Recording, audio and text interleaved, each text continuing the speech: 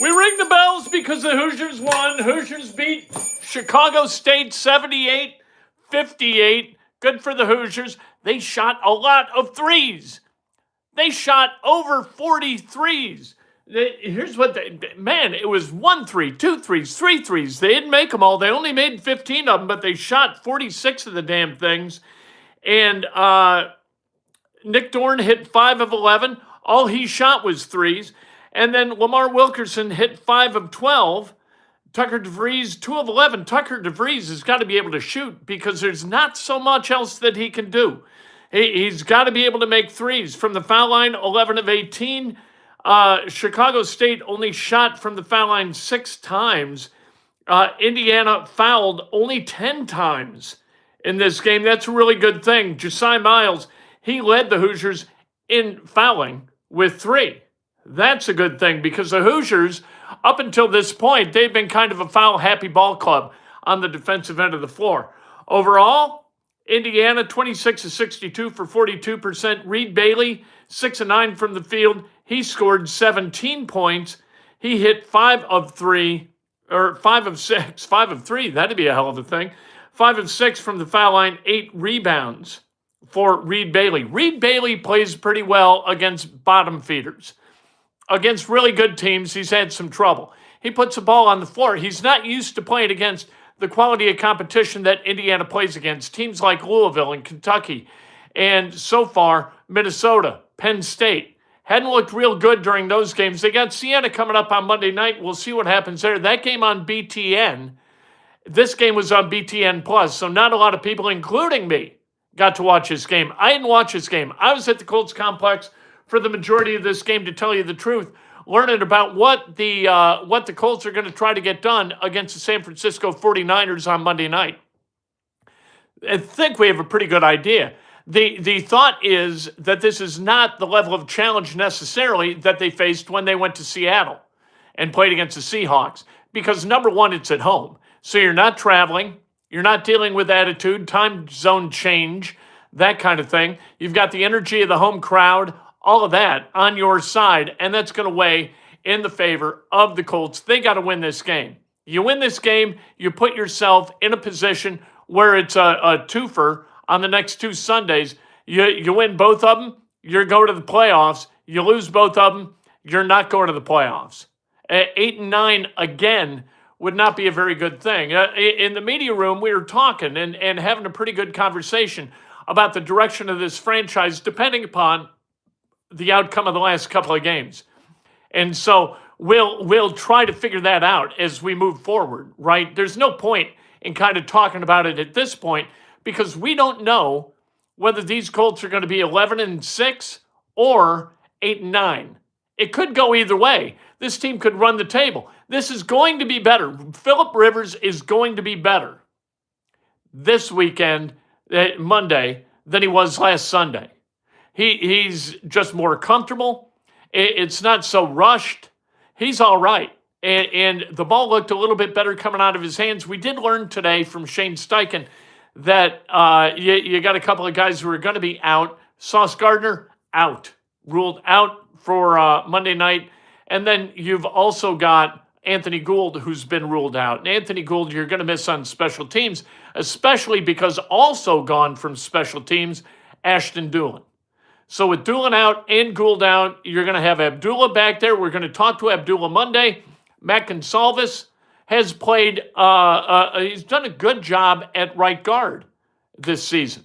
And so that offensive line in a bit of tumult. We don't know what's going to happen with Bernard Ryman. Could be up, might be down on Monday night. And then at right tackle, you do know that Braden Smith's out because he's on IR. But let's get back to the Hoosiers for a minute. Winning by 20 against Chicago State, not really the level of basketball that you hoped would be played over the course of 40 minutes. In the first half, 52-29, Indiana led. That's good. That prorates to 104-58. And you'd feel pretty good about that kind of win against Chicago State. But in the second half, Indiana, they lose the second half, 29-26. That's not good. You should never lose a half of basketball against Chicago State. Chicago State defensively kind of turned the screws a little bit. Indiana maybe went to sleep a little bit. What Indiana's got to be able to do is what that football program's been able to do. And the football program has been able to take 60 minutes, that's how long a game is in college football, compete in every one of those 60 minutes, compete hard. Indiana has not done that in forever. It's been a long time. You got to go back to 2012, 2013 to find an Indiana team that really competed over the course of the 40-minute time span of a regular season, basketball game in college. So what you hope is that they can figure out how to get just mad dog mean and compete their asses off and keep it going and find out to get how they can become collectively tenacious. If you can become collectively tenacious, you're going to be able to win games in the Big Ten and maybe even on the road against programs like Michigan State or Iowa or Nebraska or Ohio State, Rutgers. Otherwise, you're going to have to beat the backmarkers and maybe get an occasional win against a team that's not a backmarker while knowing that you're not nearly as good as Michigan or Purdue. So that's kind of where Indiana is. Indiana has been an underachieving team for years. A lot of talent just never competed to the level that they should have as would be required by their talent. That just never happened or rarely happened. This team's got to be able to do that because this team does not have the talent of the previous teams. You don't have a Trace Jackson Davis. You don't have what that team had last year. Umar Ballo, for all of his warts, talented guy. Trey Galloway, talented guy. You had talent on the team last year. You don't have that level of talent here. What you've done is you've taken a bunch of mid-major guys like Wilkerson, like Dorn, like Bailey, right? You've taken those guys and you're asking them to pony up in a way that is going to allow them to achieve at the Big Ten level. That's going to be a little bit difficult. What you have Trent Sisley, who is pretty damn good, and he's going to continue to get better this freshman year. That's good. Tucker DeVries has played good basketball in the past. He was good for West Virginia last year before he got injured. He was really good at Drake. He was the Missouri Valley Player of the Year at Drake. So he's really good at the mid-major level and was pretty good last year at West Virginia. He's got to get good at Indiana. And he's got to get good at Indiana in a hurry. You got to figure out how to get this program right. And you're not going to get 3 years to do it. So Darren DeVries I'm not saying that he's going to get fired after 3 years.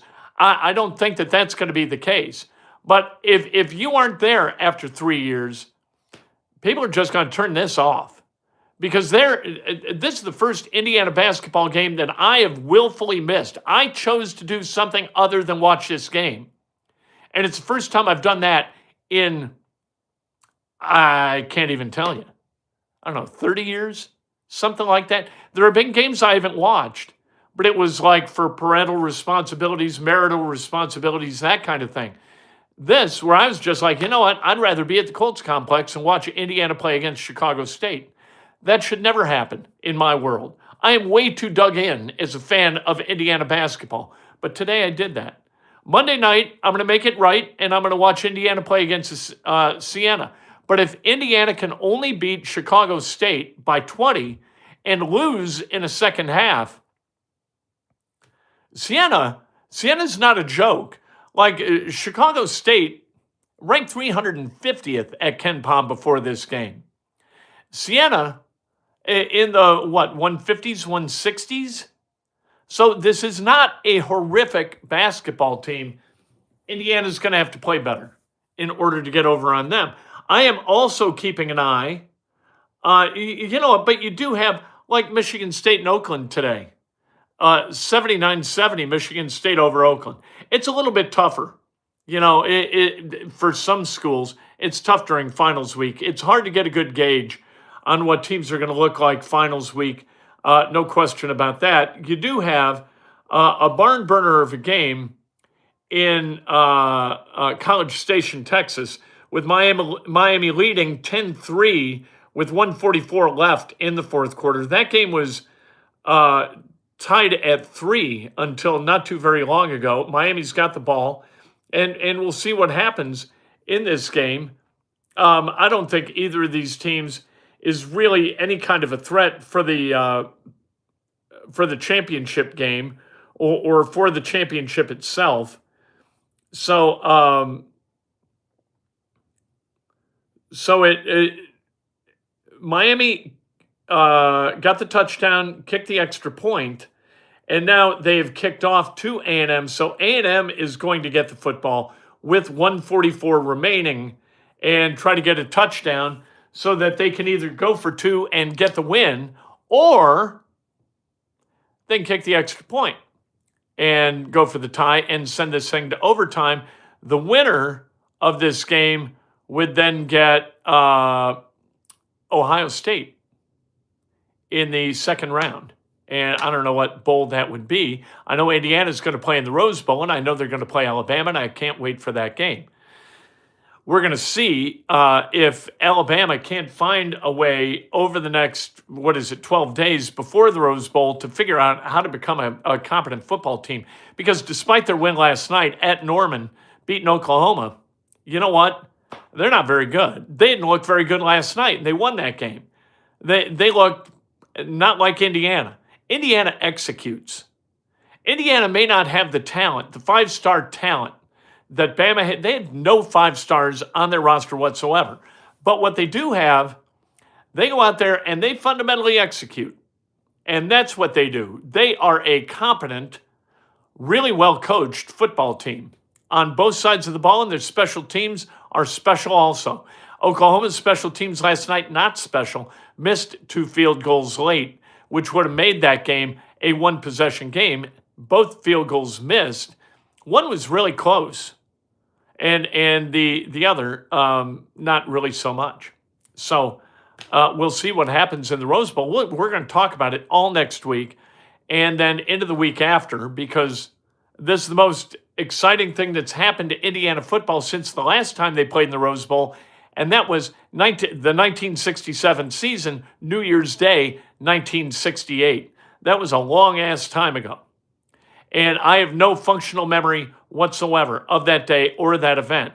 But I'm going to have a memory of this, and all of us will, for a long time. I think Indiana is going to get over on Alabama, and then they got a shot against the winner of Texas Tech and likely Oregon. We'll see later tonight whether Oregon can beat James Madison. We'll see. I think that James Madison, I saw him play once. I think they're pretty good. And I think that they were good enough in the game I saw them play to give Alabama all they could want. If Alabama plays like they did last night in a winning cause against a top 10 team, I think James Madison would have a shot against Alabama. I think Indiana is going to, perp walk Bama. So, but Indiana gets the win. And now with 1:23 left, you've got, and you're watching this game if you care, but you've got Texas A&M with the ball down 10-3. We'll see what happens late in that game. Indiana gets the win by 20 over Chicago State in a game that very few of you saw and even fewer of you care about. Indiana in the second half, it must have seemed like they didn't care too, as they got beat in the second half, 29-26. There you go, but we ring the bells anyway because it's a win. Let's go Hoosiers, and let's go Colts, and let's go Hoosiers, and let's go Pacers. Pacers got a game tonight in New Orleans. Let's see if they can get over on the Pelicans. Both teams with only 6 wins. This is the kind of game you need to lose if you want that top draft pick in the 2026 NBA draft. And sadly, that's where we're at.